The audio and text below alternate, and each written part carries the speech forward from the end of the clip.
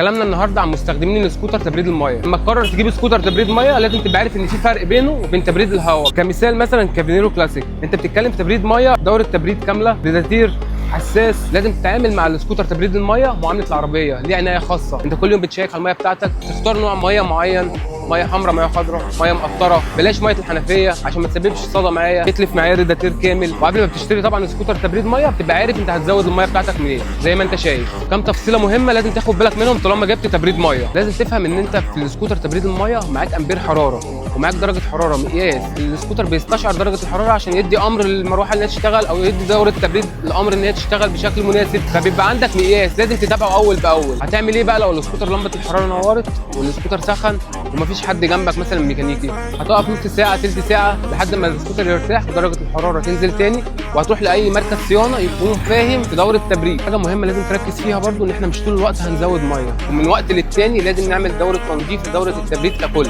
من الريداتير لدوره خراطيم. كل الميه بتسقط وتحط ميه جديد. في حاله بقى ان اللمبه نورت ورحت الفني، فايه اللي المفروض يتعمل؟ لازم تاخد هوا لدوره التبريد. بعد ما خدنا هوا لدوره التبريد وفي نفس المشكله برضو، هيبقى اكبر احتمال عندي ان انا الحساس بتاع التسخين او بتاع الريداتير ده كده فيه مشكله، ما بقاش بيستشعر حراره، ما بيديش امر ان الحراره علت 100%. لازم يتغير. استنونا في فيديو جديد من دكتور سكوتر.